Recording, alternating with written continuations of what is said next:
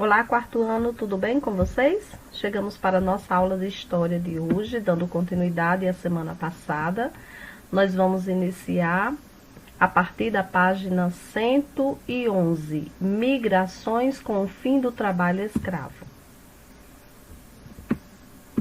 Além dos próprios cativos, muitos afro-brasileiros livres e outros brasileiros queriam o fim da escravatura, por ver nela muita crueldade e um atraso em relação aos outros países, nos quais não existia mais escravidão.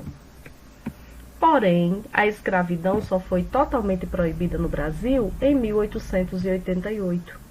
Como consequência disso, alguns dos libertos saíram dos lugares onde estavam vivendo.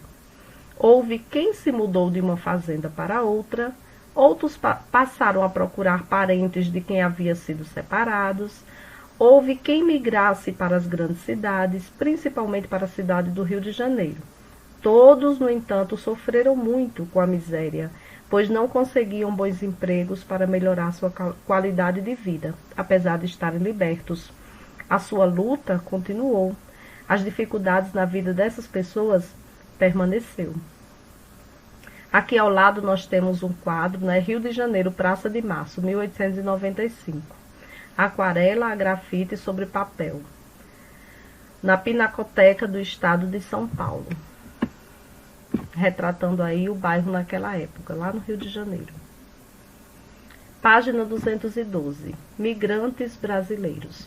Além dos afro-brasileiros escravizados e libertos, no fim dos anos de 1800, outros brasileiros pobres migraram para cidades e para outras regiões do Brasil, do país, em busca de melhores oportunidades de vida.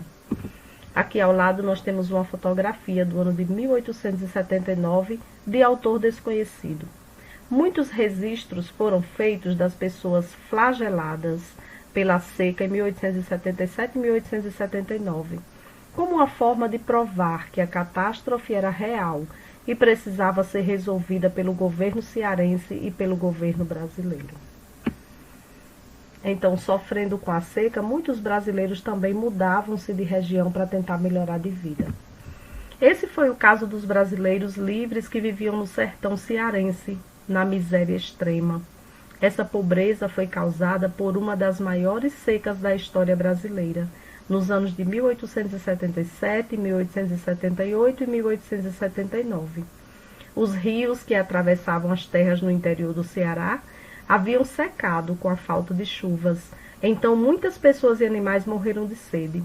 Houve também muita fome, pois as plantações secaram. Por isso, os sobreviventes fugiram para a capital do Ceará, a cidade de Fortaleza.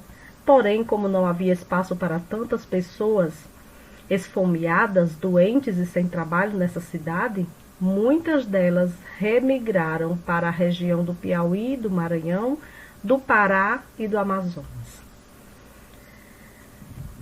No Amazonas e no Pará, os cearenses encontraram trabalho em colônias agrícolas e na construção de obras públicas. Nas colônias, eles cultivavam alimentos para abastecer as cidades de Manaus e Belém. A construção de uma ferrovia no interior da floresta amazônica foi a obra que mais empregou imigrantes cearenses. Contudo, tanto as colônias quanto a obra da ferrovia fracassaram, e os cearenses precisaram migrar novamente. Muitos ficaram vagando sem destino certo, entre a floresta e as cidades, ou foram viver na mata fechada, ou próximo às cidades de Manaus e Belém. E alguns, enfim, retornaram ao Ceará.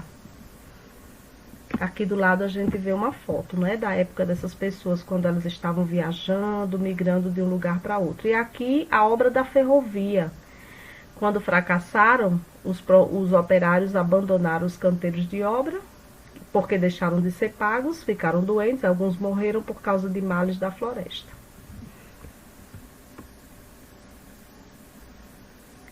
Com a lupa na mão, 213. O problema da seca na região Nordeste já foi resolvido nos dias de hoje? Com a ajuda de um adulto, pesquise esse tema e anote suas conclusões em seu caderno. Então, você vai fazer uma pesquisa na internet, ou com a ajuda do seu pai, de sua mãe, para saber se hoje, na atualidade, ainda persiste o problema da seca aqui no Nordeste. 2. Você conhece alguém que tenha migrado da zona rural para a cidade? Ou de um estado para outro? Sim?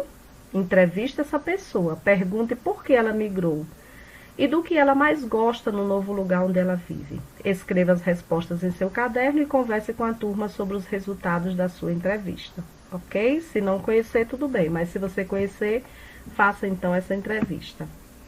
Mão na massa. Como vimos, durante os anos de 1800, muitos imigrantes europeus e asiáticos vieram ao Brasil. Muitos deles não conheciam o nosso país antes de chegarem aqui. Todas as informações que eles tinham vinham de panfletos de propaganda. Agora você vai imaginar que você trabalha para o governo brasileiro e daquela época e você vai criar uma propaganda que atraia imigrantes para o Brasil. Faça isso em seu caderno ou em um papel sulfite, ou seja, numa folha de ofício.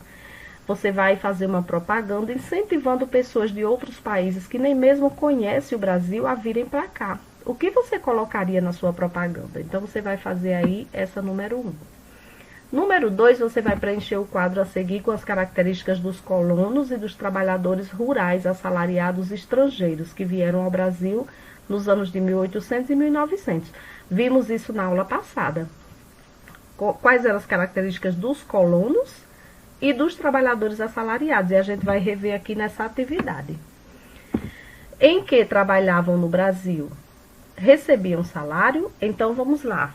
Os colonos trabalhavam em que no Brasil? Eles trabalhavam na agricultura, principalmente a policultura com criação. Lembram que a gente viu na semana passada? Eles recebiam salário, os colonos? Não. Eles usavam a mão de obra familiar, ou seja, plantavam e criavam para se alimentar. E os trabalhadores rurais assalariados trabalhavam em quê? Também na agricultura, principalmente nas fazendas de café. Recebiam salário? Os trabalhadores rurais assalariados, sim, recebiam salário. Eles trabalhavam para fazendeiros em troca de um salário. Essa era a diferença entre colonos e trabalhadores assalariados. 3. Cite 2 motivos pelos quais as pessoas migram. Por que as pessoas migram? Vamos pensar, elas podem migrar por tantos motivos, não é? Nós acabamos de ver um no assunto de hoje por causa da seca, ou seja, questões climáticas. Ficou muito seco, não tem trabalho, eles vão procurar em outra região. Pode ser fugindo de uma perseguição política, de uma perseguição religiosa, de problemas financeiros, onde realmente não tem trabalho, mesmo que não seja por causa da seca, mas por outros motivos, falta emprego, as pessoas querem um emprego, uma condição de vida melhor, guerras, e aí são diversos os motivos, você vai citar 2. E por hoje ficamos por aqui. Façam no capricho, qualquer coisa nos procure. Nos veremos então na próxima aula.